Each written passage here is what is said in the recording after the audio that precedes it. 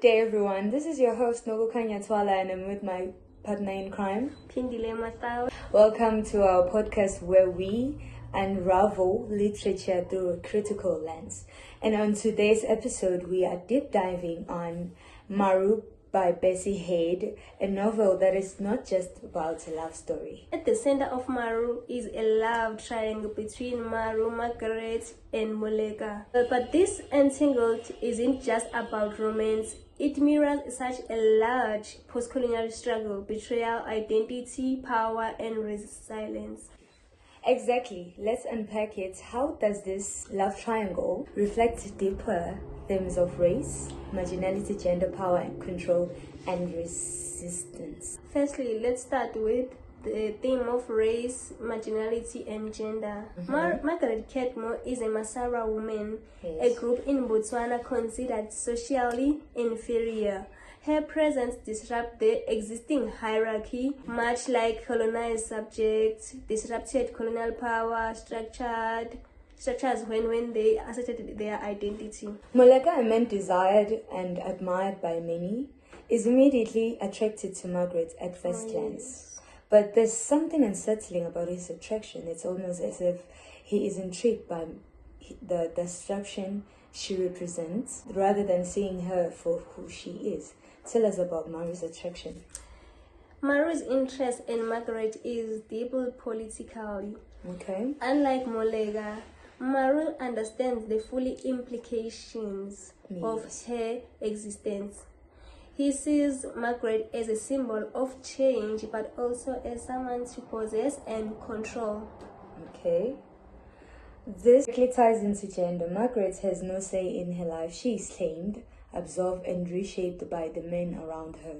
This parallels the struggles of women in patriarchal societies, especially marginalized women. Let's get into the theme of power, identity, and control. Power is deeply unsettling. In Maru himself embodies dominance, not just over Margaret, but over the entire structure of oppression that defines the Masara people's lives. He doesn't challenge the status quo by seeking systematic change. Instead, he removes Margaret from the world entirely, absorbing her into his own privileged space. Which is why Moleka's passive role is significant. He desires Margaret but does not do anything to get her, or actively claim her or fight for her autonomy.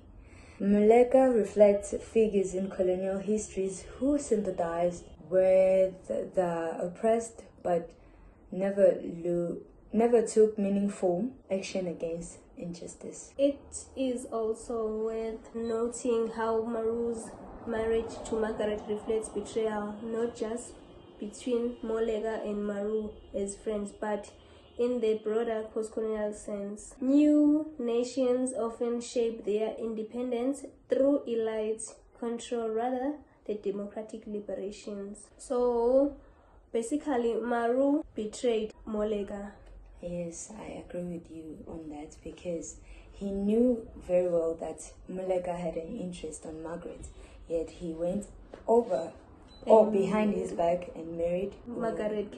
Yeah, knowing very well that Molega has feelings for Margaret. But on another note, you can't say it's betrayal, but it is betrayal. But on some note, Molega didn't do anything with his interest. He didn't act on it. Yeah, he didn't act on it. So now let's talk about key scenes. His decision to marry Margaret without her consent is very shocking, isn't it? She is given the space to decide her own future, much like colonized nations had their fate dictated for them by external forces. We see in the novel where Margaret Ketmo asking, "Where are you taking my things?" Yeah. This shows that Maru did this without Margaret Ketmo's consent. Yes, he did it by force. Yeah. He forced her, basically. Because she was not aware of any marriage and stuff. This manipulation of identity lies back to the novel exploration of power, Margaret isn't just a woman in a love triangle.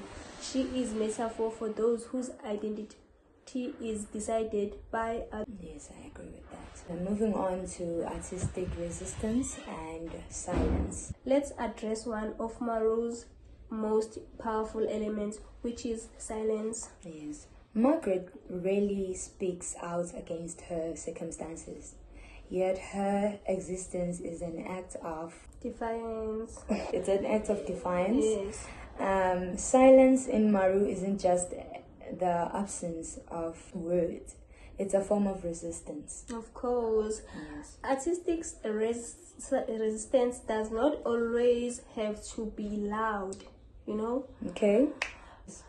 Sometimes the act of existing in a space that actively erases you is a form of rebellion. Okay.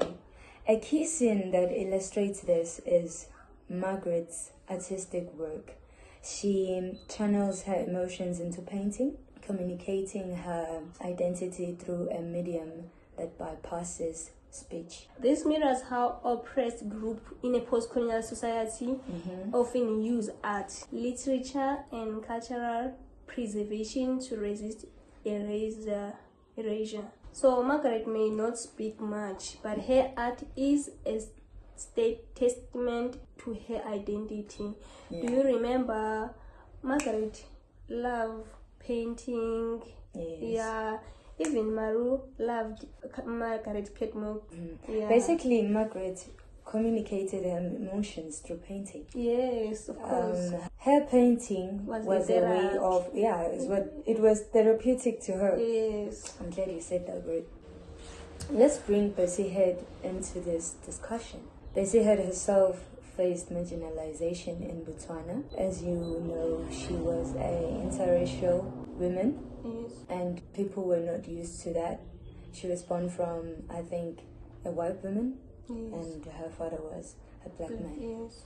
This aligns with Margaret Ketmo's story. So Margaret Ketmo moved to Basara society As a Masara woman. Yes, where she was not welcomed, and she was treated unfairly because of being a Masara And so in on that and society. so forth. Yes. Back to Bessie Head. Yes. Her status as a woman and outsider shaped her perspectives, and the novel mirrors her own struggles with identity and rejection. Yes, and by making Margaret largely silent, Head faces the reader to understand how oppression operates. Silence is not submission, it is a survival. Yeah, it is a survival tool. At some point, it helps to keep silent. Yeah. Margaret was in a very tight situation. Yes. She had no say whatsoever.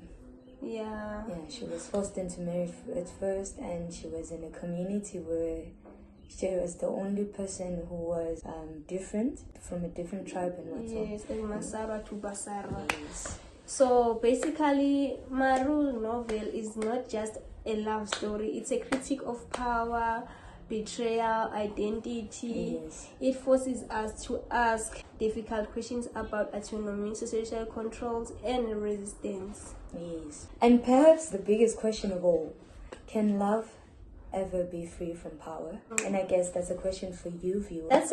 Thanks for joining us today. Let us know what you think about this whole podcast. Yeah, this whole discussion. Yeah. And don't forget to subscribe, comment, and like. Yes. Let me leave you with a biggest question. Okay. Does Margaret ever reclaim her identity, or is she forever shaped by forces beyond her control? Alright, let's hear from you guys. See you in the next episode. Goodbye.